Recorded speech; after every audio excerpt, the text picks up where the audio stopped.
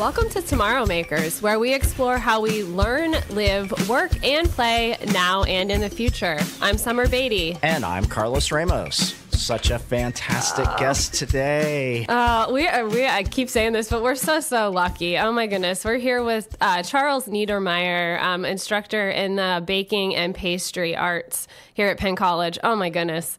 It's like a, no pun intended, but maybe because we're talking about baking and culinary, but like just the levels of his personality and his interests. And it's just like an onion. We keep finding more and more and more. And we're like, we have to stop this conversation somewhere. But it's just there's so much more to talk about with him. He was great. Yeah. And maybe onion's not the right metaphor here. Okay. Maybe you have something else? Maybe it's a pastry? That phyllo pastry. Yeah. Okay. There we go. Oh my goodness. I've seen them make those croissants in class, and no wonder they're so good. So much butter, so many layers.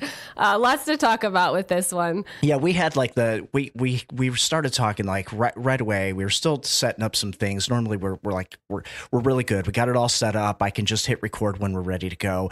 And you and Charles started talking. I'm like, oh my gosh, we need to get all this. Like, are we recording this? He's talking about skateboarding and all kinds of fun things. Why he's wearing makeup to campus if you see it. Oh my goodness. Yeah, so we're gonna save that. We won't talk a whole lot, but there's a little bit of it in this episode. We don't get near in the depth that we had in that 10 minutes before we started actually rolling. So we will have Chef Charles back for a part 2, but do enjoy this first 45 minutes with Charles Niedermeyer.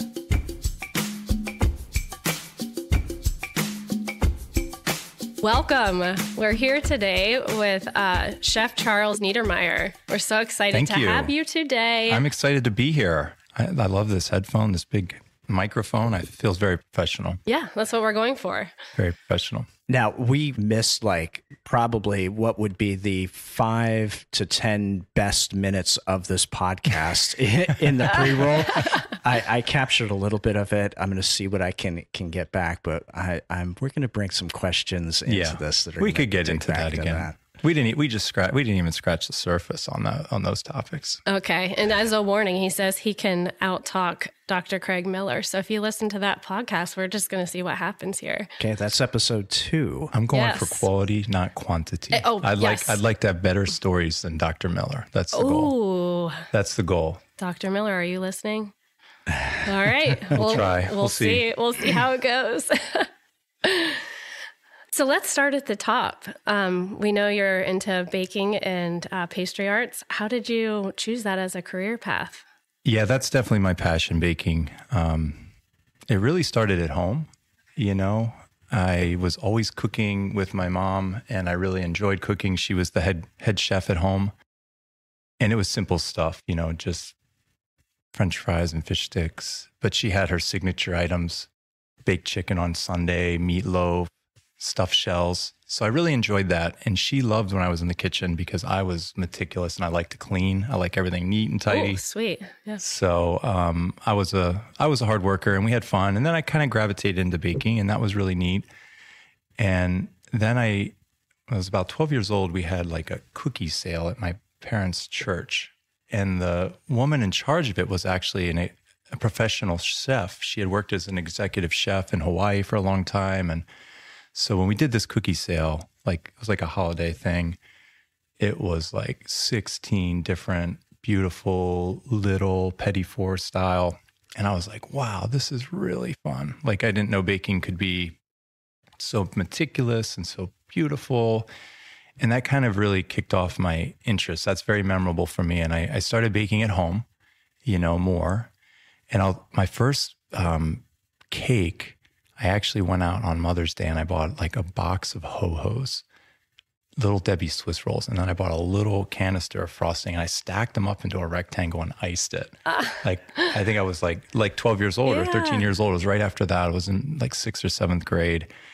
And then it just went from there, you know, and I had an opportunity at 16 to take a job in a bakery. And I said, absolutely. I actually interviewed at a grocery store and they offered me a couple positions. And I was like, they said, well, we also need a dishwasher in the bakery. And I was like, oh, that sounds amazing. So there was a little bit of, you know, fate that I fell into that. And I was there for about 3 years. And by the time I left, I could pretty much do everything. You know, I'd get in, get all my dishes done, and then I'd go hang out with the baker and watch him. And he'd be like, here, do this. So I'd do that. And then the next day I'd get all my dishes done. And I'd go over and he'd be like, all right, do that. So I'd do this, then I'd do that, you know, right? And I just kind of progressed to the point that they were putting me on the schedule as the baker to kind of do production. And I ended up deciding, I'm like, I want to be a chef. I definitely want to be a chef. And I was the most unprepared college student ever. So I have great mercy on my students. I just was like, I'm going to be a chef. I'm going to go to Penn College. And I didn't look at the programs. I never even took a tour.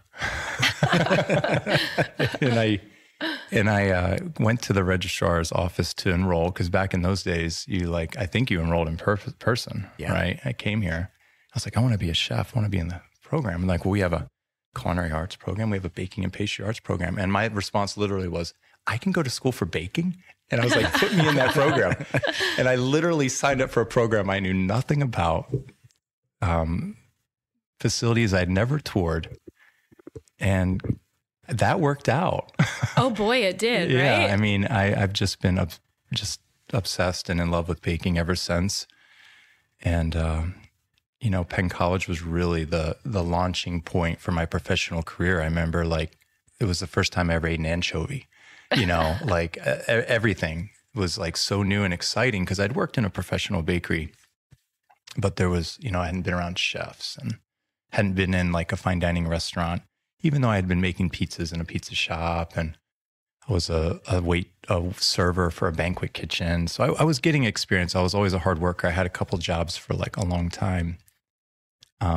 It really exposed me to what the industry could be. And we had a visiting chef with the Ritz-Carlton. And these Ritz-Carlton chefs came in, 3 of them, and they had an aura about them, man. They were glowing. I was like, whatever they needed, I was there. Spatula, I had 3 in my back pocket. Spoon, chef, I'm going to find every spoon we have. Whatever you need, yes, chef. And at that moment, I decided that I wanted to work for the Ritz-Carlton Hotel Company and be a pastry chef. And there was this magazine called Pastry Art and Design, and that was the pastry magazine. I was like, I'm going to be in that magazine. I'm going to do it. And that just set me on fire. And I ended up working at the Ritz and training at 3 properties and coming back and doing fine dining. And it was great, you know, getting my hands dirty and really cutting my teeth out there. And then the opportunity came to come back and teach at Penn College. And it just kind of blew me away, because I was like, I never really thought about teaching. Like, that wasn't a career option. I was just going to be the best pastry chef I could be. But the more I thought about it, I loved mentoring the young cooks and the new cooks. And I love getting somebody in there and getting them up and running and getting them confident and helping them learn their craft. So I knew I had to go for it, because I was like, if I hate it, I can leave and I can find a restaurant, a hotel, I can find another pastry chef gig. But these are real opportunities. And that was 18 and a half years ago. So I've been teaching here for a while now. It's hard to believe, but yeah. Wow. That's kind of it in a snapshot. Yeah, full circle back to Penn College. Yeah. So are you still involved in industry in some ways? I'm assuming that's not completely by the wayside. You're still. Yeah, no, definitely. In fact, I think honestly, and no disrespect to anybody on campus, but if I was only teaching, I think I would be bored. Like, and I don't mean that in a negative way. I think you can really develop, and your teaching never stops evolving, or else it'll get stale. So you're always constantly revising, rewriting, and trying to make your lessons better. But for me, I really need my own classroom where I'm being tested and pushed. And so a long time ago, after I really got my teaching, I don't want to say figured out, because I'm still trying to figure it out, but after I got better at teaching and I had more time, I started to kind of branch out, and like I helped my buddy launch a pastry line in his bakery. He has an artisan bread bakery, and I did that for like a bunch of summers. And then I worked with my best friend on his taco truck, So I helped him launch that business, and I was like his guacamole man and his drink guy. but he was so obsessed with Mexican cuisine. I was like learning about all these chilies, and we were making our own masa. It was just amazing. So I've always been kind of very involved outside of work with what's happening in the industry.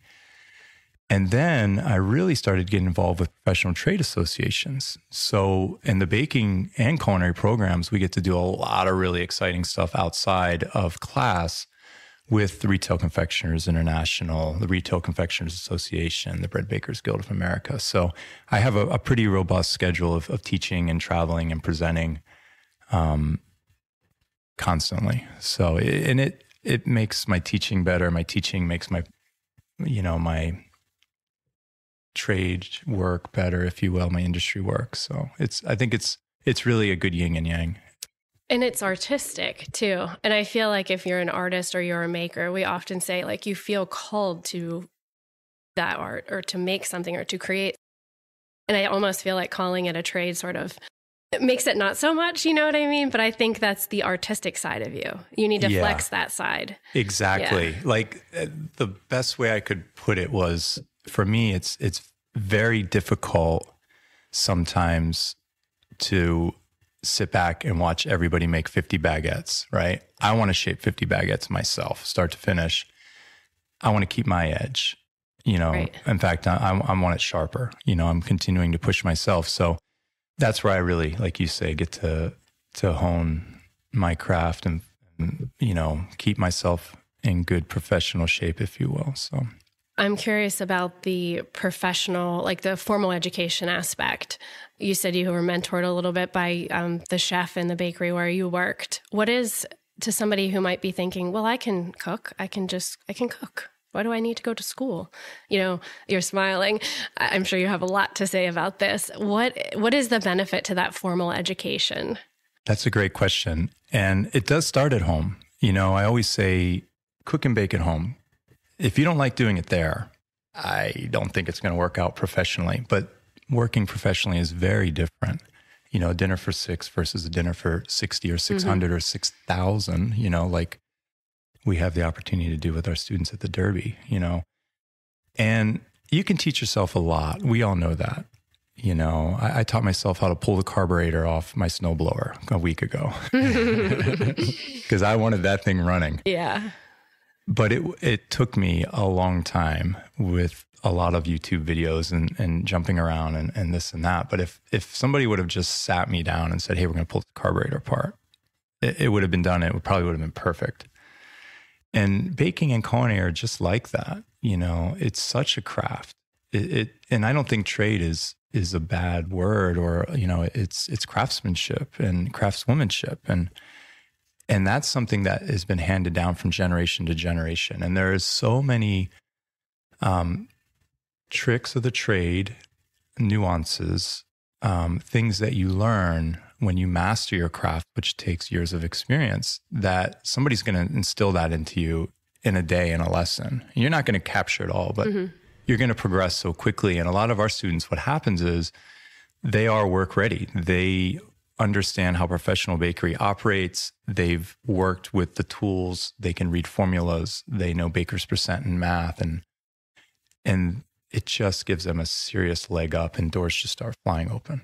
We're not talking entry level now, we're talking mid-management. And some of the students actually leave school and they're ready to launch small businesses, if you will, food trucks, cake shops, farmers markets, operations, and things like that.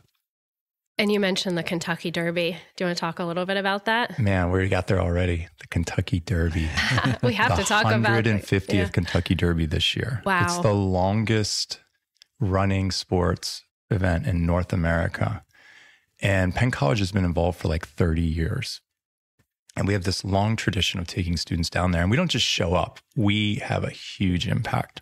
So this year will be my 15th Derby. So I keep threatening them it's going to be my last one. 15 Derbies, 150, right? Why would I go any further? It's just a letdown. You can't let it go. You're not going to stop. No, it's an amazing experience where the students, I'll tell you, the first time I went with one of my old mentors, Chef Paul, who I absolutely love and adore, and taught me so much about teaching and being a chef. And I probably asked him about 2,000 questions. And this is from me having done, banquets of 5,000 at the Ritz and plated, 1,400 dinners, like 1,400 guests. And at one point he's like, Charles, you're just going to have to wait and see. Because I was just like peppering him because I was just so like excited and enamored. And that was my first Derby. And the students, it's the same experience. Like they're just really, man, they're nervous, they're excited, they don't know what to expect. And I know I'm explaining it and pictures are great, but it's not until you get there and you feel it and you're in it. You've got like potato salad up to your armpits. You're like stirring it, and not really, but that didn't sound really appetizing. But it's just kind of like a life-changing experience. It's a bucket list event for anybody to attend, but to be there and work it and be there all week and see the food and the fashion and the pageantry and just all of it. There's so much wonderful American tradition that happens at the Derby. But on the food side, in the kitchen, you really kind of learn like what you want to do maybe with your career. Like you walk away and you're like, I'm never doing that again. And that's a great lesson to learn. Yeah. Like, I don't like this mega sports, mega event stuff, but we have other students who love it. They'll do 4 or 5 Derbies as a student, and then they'll find their way into special events and what we call mega events. And, they're like, man, I like these big numbers where you're feeding like 20,000 and 25,000. It's not 25, Is there a downside to feeding so many people? I kept thinking about your what were you saying? They were so beautiful. Those petit fours. Yes. So are you doing that for everyone, or are those prepped in advance? Or is it? Well, and that's exactly what you learn. Like, how do you make great food in mass? And that's its own art and craft. And so it's different than working in Lejeune and putting out 60 covers in a night. We'll put out lunches of 3,000, 6,000, and then dinner will be 15,000. And you learn the tricks of the trade. You do. And I've learned so much working with their chefs because they've been doing it, longer than me, especially those first few years. But now what's fun is at 15 years, when you go down there, it's a big reunion. It's hugs. I have this big Kentucky family that I love. But I start shaking hands like, oh, welcome. It's my 4th Derby. And I'm like, it's my 14th Derby. And people's eyes get really big. I'm actually like turning into the old guy down there. There's just, a lot of those things can kind of wear you down and grind you down. And in a good way. Yeah. Yeah. It's I keep going back. I love it. I'm looking forward to it. So we're going to take probably about 30 students down for the week. We'll be there in a hotel, reporting to work every day at the track, just prepping, getting ready, organizing for, we'll probably feed about 185,000 people on premise on Saturday for the day of the Kentucky Derby. And we do all the premium food service. So we'll feed about 35,000 of those guests. Wow. Yeah. Breakfast, lunch, dinner, snacks, all of it. It's going to be awesome. That day starts like really early and ends really late. Yeah, 3 a.m., 4 a.m. buses. Yeah, and the whole week just builds. So I always tell the students, you're super excited, but this thing is a marathon, not a sprint. Yeah. And I was the worst one. The first year I got there, I moved the whole Derby twice myself. I was on it. Like whatever, I wanted to outwork every student, every chef I had met. It's just my personality. I'm just all in. And I'm like, look, just slow down, have somebody help you lift that, get some help to drag that.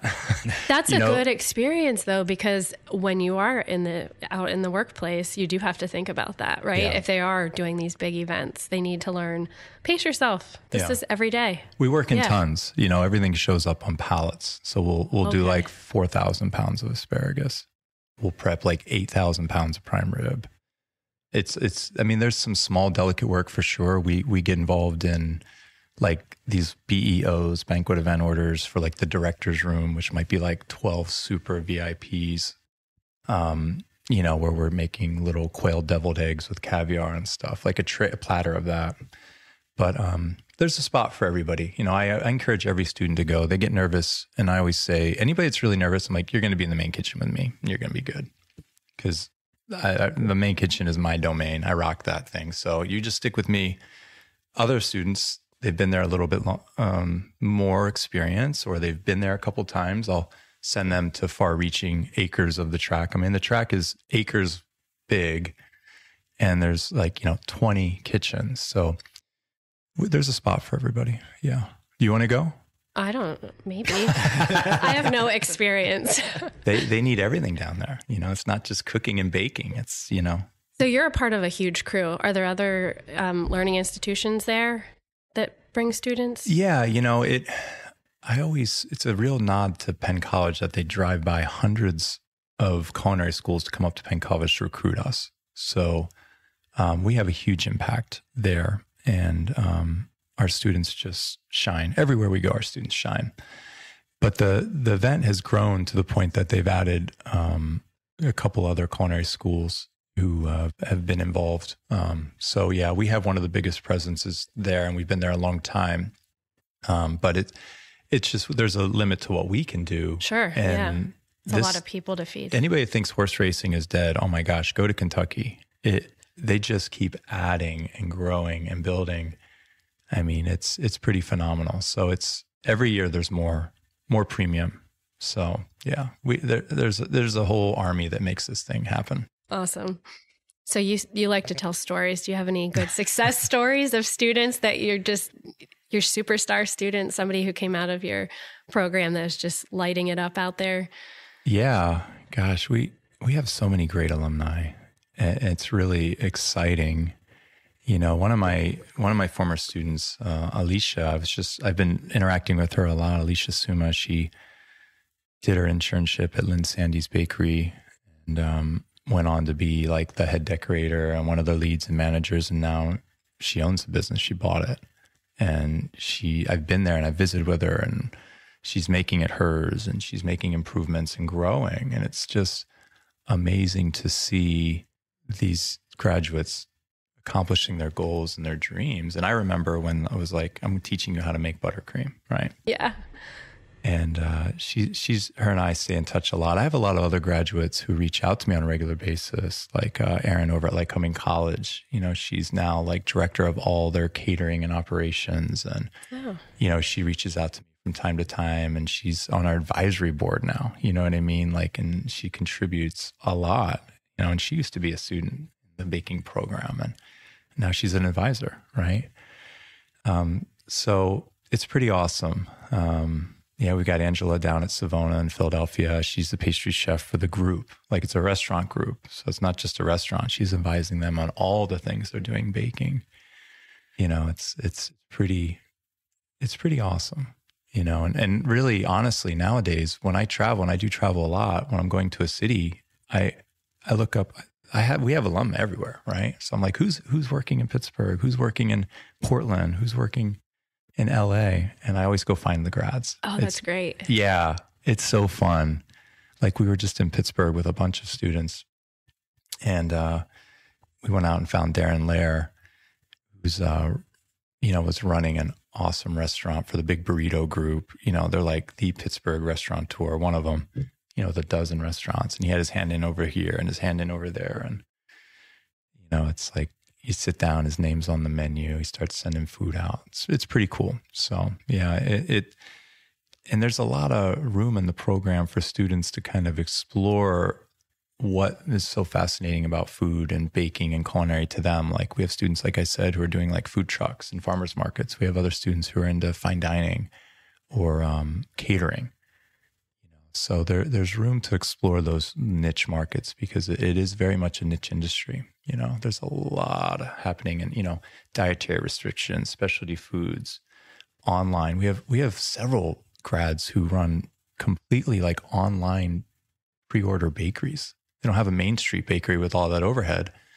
They have, a licensed certified kitchen, and they're like selling out on Facebook Marketplace or selling out on their website.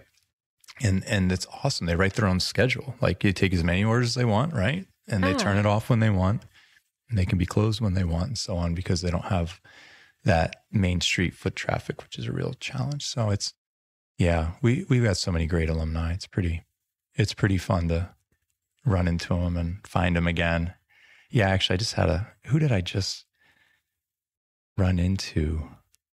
Oh, Dylan. Yeah, he got a big write-up out in the Midwest, and he's working at like a dude ranch, like a super high-end experience. And he's one of their chefs, pastry chefs. And I remember when I took him to the Derby for the first time. So, yeah. We'll have to look him up.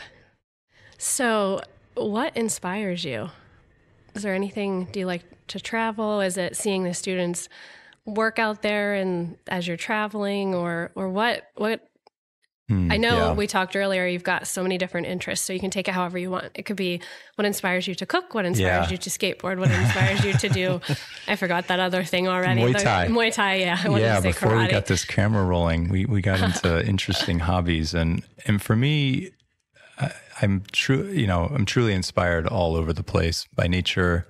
I work with the seasons when it comes to ingredients. And so I get excited for winter because I know like eggnog's going to be on the shelf and people are ready for gingerbread and pomegranates are affordable and, all the citrus, the blood oranges and things. And that's going to change the menu and what we're working with. And, the students continue to surprise me, delight me, inspire me. I've had a couple students along, recently. I mean, it always happens, but they'll do something and I'm just like, why have we never done this before? Like, you know what I mean? Yeah. Like they'll do something. I'm like, oh my gosh, that's so smart. And I'm struggling for an example, but it's usually something simple. It's not like revolutionary, but they have this fresh approach. And so they'll do something in the lab and I'll be like, who taught you to do that? I don't know. Like, it's the benefit of teaching. Brilliant. Yeah. I'm like, you're brilliant. We've been doing it wrong forever. So, they're inspiring. I have a really strong network. So I'm lucky enough to have great conversations and meet with other pros. Like that's a big part of these trade shows is getting out there and hearing others' stories and seeing their work and being inspired. I'm teaching at a national conference for the Bread Bakers Guild. Again, I've been teaching there for years and it's just so great to be immersed by all these other like bread heads and just people that can just go down these sourdough rabbit holes that are so deep and crazy. And then they'll ask you questions like, what mill ratio are you, how fine are you grinding down your rye and at what percent are you using it? And what do you find between 67 and, 70% hydration? Are you seeing a big difference? And like, wow. You can only have those conversations with them, and so that's inspiring. Sounds like people who share your passion are inspiring. Be it a student, someone in industry, someone, yeah. Well, not even that. My dear old friend, one of my oldest friends, Ralph Colon, he's a Penn College alum. He's a woodsman. He's a saw guy. Oh. And he's in the forestry business. Now he's in the slab furniture business and he's an artist. And I'm hanging out with him at his shop. And he's got me inspired. Like I'm not doing enough. There's always somebody. Like, look at this guy, man. Like he came from the forestry program at Penn College and now he's building this empire and he's a great guy. I love him. We hang out and we have so much fun. I brought my boys to see him and he was telling my one son about business. My other son walked over and interrupted him. He's like, can you shut the hell up? He's like, you listen up too. I got something to tell you guys. And he's just full of energy. And so he was inspiring and he's not even a chef. Yeah. I mean, I should have clarified the whole passion thing. I almost think whatever industry, like whatever you're in, I think it's invigorating to feel someone else's passion for their area of expertise. Yeah. So I think that's where you were going with that. Yes. Yeah. Yeah. Sorry, I swore. Oh no! I don't know if that's the first time I think or we'll not. still keep our PG rating. Yeah, okay, we're good. okay. Good. Yeah, and honestly, so my wife's in the chocolate business, and she's brilliant. When I met her, I was like, I gotta marry this woman. She's way smarter than me. She understands the guests and customers, and she can create market activations and launch products. And that's also foreign to me. I can create whatever you want, as many as you want. But she has her expertise. So like working with her on projects is super fun, and I learn, and she pushes me to do better. So she's a huge inspiration in my life. And then my kids, they're pretty inspiring. They have their own hobbies. So you mentioned that, we were talking about skateboarding, and that was like my son. I skateboarded when I was in high school a lot. Like that was my thing. And I was pretty good, but not like great. And my son came home with a skateboard, and I was like, where'd you get that? Whoa, let me see that. And they knew I skateboarded, but I don't think they really expected much. So I was like, all right, let me see this thing. So I started pushing around on it, and it came back pretty quickly. And then all of a sudden I got really into skateboarding again. So I think I went through about 30 boards since COVID started. Oh my gosh. And, because boards, they wear down, they die, they don't have the same pop, or you break them, they crack, chip, whatever. But, he inspired me to get back on. It was kind of scary at first, to be honest. I was like, is this a good idea? Right. There's that black eye that's around the corner that somebody's going to say, what happened? What's the story behind that? Yeah. I'm like, I might just make a fool of myself here, or break my arm or whatever. So, they inspire me to get out there and do my best and be with them and spend time with them. And I think all of that makes a great professional. I meet a lot of chefs who I think really burn out early, because they don't have that balance. So I work hard, I play hard, right? We've all heard that, but it's kind of true. If you work really hard and you're putting in a lot of hours and you're working on a class and you're traveling to Kentucky and stuff, well, you know what? You need to schedule a couple of days when you get home to be with your family, to sleep in, to just relax and recoup and recover. And especially, baking and culinary is physical work. We're on our feet, long days, and there's 50-pound bags of flour and 40-pound buckets. And so it's a physical job. And I think it's important that you do have that balance and that time to do other things and explore other things, because then when you come back to work, you're super creative. And I learned that a long time ago with the Ritz. They were like very adamant about, we don't want you to burn out because this business burns great talent out. Mm-hmm. And they insisted that I took 2 days off a week, unless it was like necessary, or if it was like the last, 4 weeks of the holiday season or whatever. But they did not want me there every day. They wanted me to come back refreshed, excited to be there. And that's inspiring. That's when you go skateboarding, mm-hmm. and you're looking at this maple tree and you're thinking about maple syrup. I don't know. Oh, for sure. Carlos and I both enjoy spending time outside. We both trail run. I like to bike, yes. ski. So I totally feel that. I think the best ideas come from when you're out on a run or you're in the woods and you see something and it just recharges you. Yeah. For sure. Yeah. Yeah. I'm a big nature guy. I love camping. In fact, I don't know if I can tell another story, but you just reminded me. They used to call me chef when we would go camping in high school. We'd go on these big trips. We'd go up in the woods for like 4 or 5 days. Everybody brought their own cooler. And they would be breaking out hamburgers and hot dogs, and I'd be pulling out like salmon and fresh lime and stuff. And they'd be like, and then so quickly it was like, what are you working on, chef? I'd start dinner at like breakfast, man. I'd get the chili going. I'd render down the bacon and hit it with some, chilies and peppers, and then, in goes the seared meat or whatever. But you had the heaviest pack. Yeah. Food's always been a big part of everything I do, for sure. So you've been a chef for a while. That was that's an interesting title. Yeah. When do you become a chef? I always tell my students it's when you kind of go on salary, take the reins, everybody starts looking to you. I think it's definitely a very respectful thing to say. Mm-hmm. So a lot of times when I travel, I just call everybody chef. I don't think everybody necessarily agrees with that, but I'm like, thank you so much, chef. Like if, I don't know if they're a line cook or whatever, they got their chef jacket on, and I'm like, hey, can you help me find the salt? Oh, thanks, chef. I appreciate it. But then there are other people, like I mentioned, I think my mentor, Chef Paul Mock, who taught here for a long time, master teacher, did the Derby long before I got there.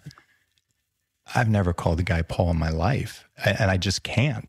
I won't. I mean, I go to his house for dinner with his wife, and I'm there with Michelle, and I'm like, chef, this is fantastic. Or, hey, chef, can I grab another beer? You know what I mean? Like, I can't call him Paul. I just respect him too much, you know, and he's earned that respect tenfold. So, yeah, I don't know how long I've been a chef, but people call me chef.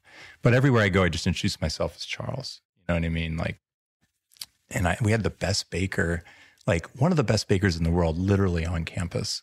His name is Didier Rosada. If you look him up, he's, you know, been captain of the U.S. pastry team that won the gold medal in Paris. And he just has a phenomenal resume. And I met him in San Francisco, and I was his teaching assistant. And he was the most down-to-earth guy I'd ever met. And when I brought him to Penn College for a couple of days, because I really just wanted him for myself, I was like, this guy is a genius. I want to spend more time making bread with him. And of course, he came and he attended classes and taught classes. So it was for everybody. But I was like super jazzed myself. I'm like, so what would you like the students to call you? And he's like, DDA? You know, like. He didn't care about titles at all. No, he's just a humble guy. And so I think that's a good approach. Yeah. You don't act like you're the smartest chef in the room. There's always a lot of talent in that room. So I'm happy to learn and be part of the team. Yeah. For me, experiences are everything. So we meet a lot of young people who are trying to figure out, what do I want to do with my career? Do I want to be a baker? Do I want to be a chef? Do I want to roll in the hospitality program?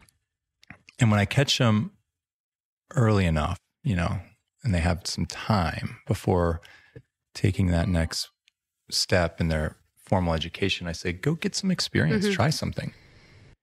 You know, it starts at home, cooking and baking at home. If you really enjoy that, try to find a pro where you could maybe go shadow them for a couple of days. Come to Penn College and shadow us. You know, all high school students are welcome to visit for a shadow day, you know, and attend class with us. Try to find that bakery where you can maybe work a little bit on Saturday washing dishes like I did, you know, because you're going to be around professionals and see what a professional day looks like and what it entails. And, you know, baking professionally is very different than, you know, baking at home. So you got to take that plunge. And then you really kind of want to start to, at that point, explore, you know, what do the careers look like? You know, start looking on LinkedIn, looking at job postings. What are the skill sets? You know, where are the jobs? What are they paying? And so on.